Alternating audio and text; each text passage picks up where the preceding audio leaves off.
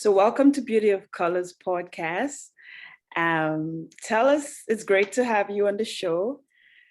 Tell the listeners a little bit about you, your journey, and what inspired you to write your book. All right, that's a lot of information. So my name is GUNZBURG. I am a speaker and writer, coach, a bunch of things.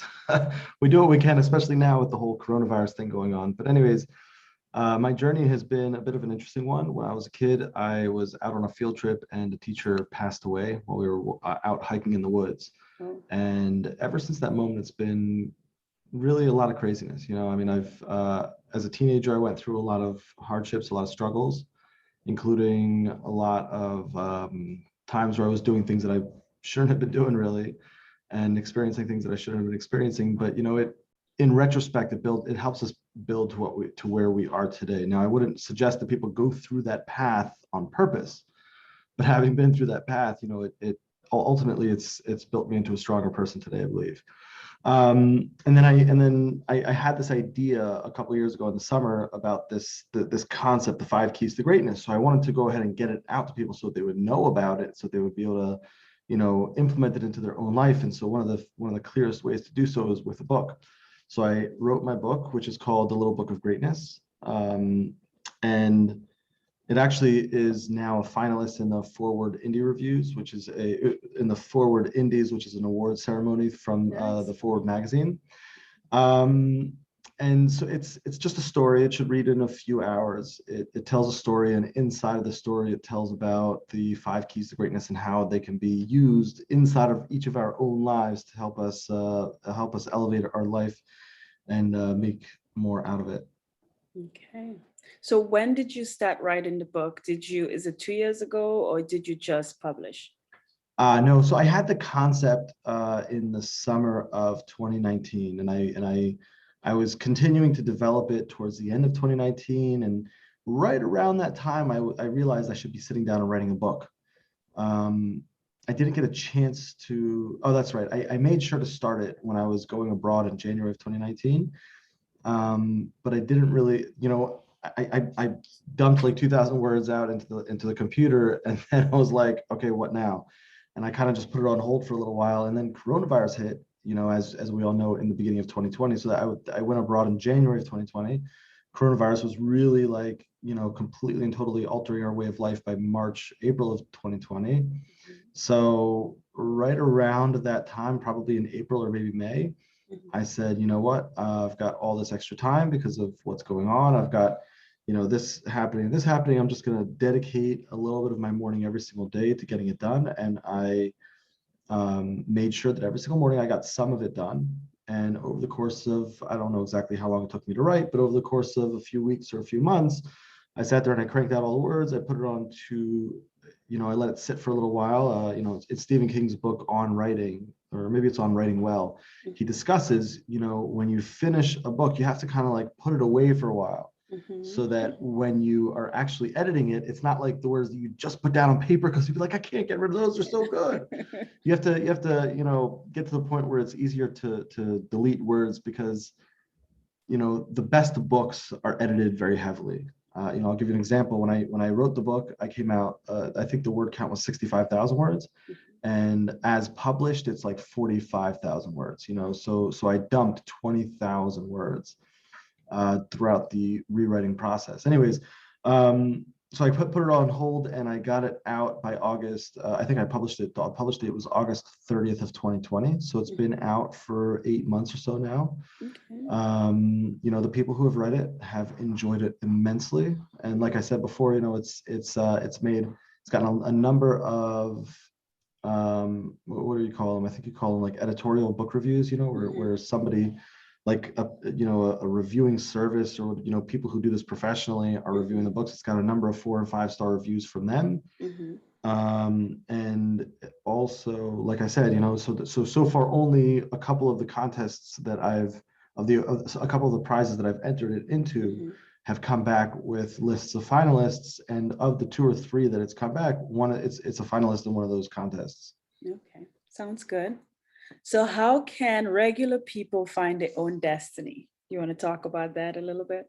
It's the real answer is that it's so different for everybody, right? And that's one of the things that I tried to focus on when I wrote the book, is that, you know, you'll have a lot of people who write these books and tell these concepts out, you know, oh, here's my way to do it, right? But my way doesn't necessarily work for you, and your way won't necessarily work for me, et cetera, et cetera.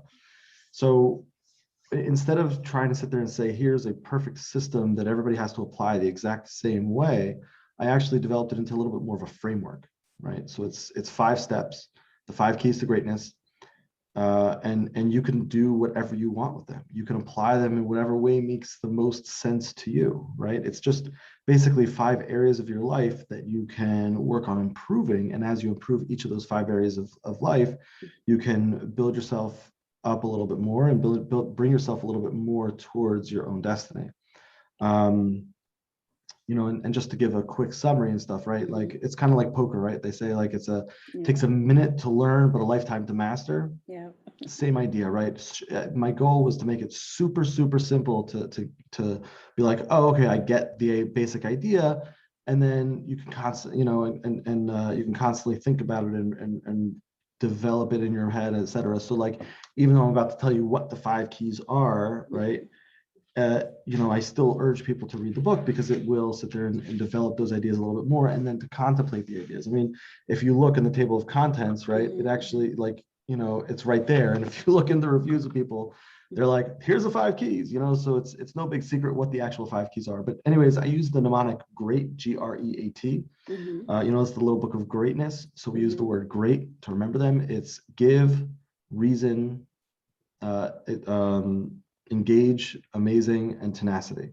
So give, you know, you just want to be a little bit more giving with anything in life. And there's so many different aspects to that people don't necessarily recognize, because most people just think, I'll give charity, but we're not dealing with that simple, right? You can give your time, you can give your money, you can give you know, a compliment, you can give a smile. I mean, there's so many different aspects to it. And we talk about that in the book.